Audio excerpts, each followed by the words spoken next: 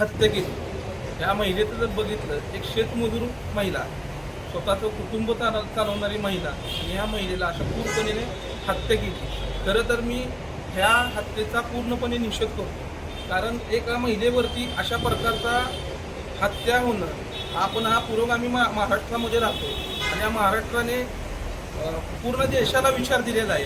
त्या महाराष्ट्रामध्ये अशा ज्या घटना घडतात आणि निअपराध कष्टकरी मजूर यांच्यावरती वेपन चालवून यांची जर हत्या जर होत असेल आणि विषय महिलांचा जर येत असेल पुढं, तर मला या गृहमंत्री यांना प्रश्न विचारायचा आहे की आपलं गृह मंत्रालय असेल, बाकीच्या प्रशासन असेल, यांचा हा अशा आरोपींवरती धाक राहिलेला नाही। यासाठी आज आम्ही या ठिकाणी उपविभागीय अधिकारी यांना निवेदन दिलेलं आहे आणि निवेदनात म्हटलेलं आहे की त्या आरोपीची सखोल चौकशी करून त्या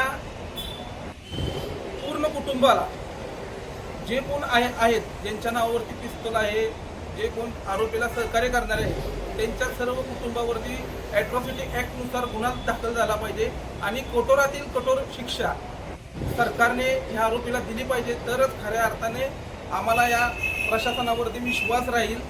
एवढंच या ठिकाणी सांगतो आणि थांबतो।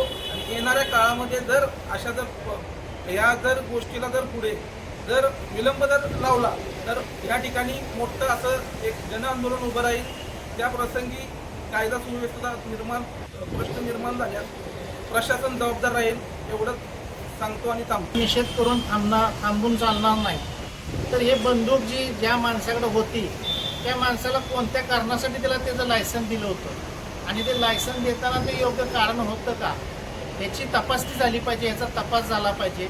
आणि हे लायसन त्याचं रद्द करून ती बंदूक त्यांच्याकडून जप्त करून घेतली पाहिजे, की जेणेकरून उद्या भविष्यामध्ये अशा पद्धतीचा दुसरा कुठला गुन्हा होणार नाही। तसंच या बंदूक देणाऱ्यामध्ये आणि ह्या घटना होण्यामध्ये ज्या ज्या लोकांचा सहभाग आहे, त्या सर्वांच्यावर कारवाई झाली पाहिजे। ती न झाल्यास आम्ही त्याविरुद्ध तीव्र आंदोलन छेडू। जय जिजाऊ, जय शिवराय, जय संविधान, जय भारत।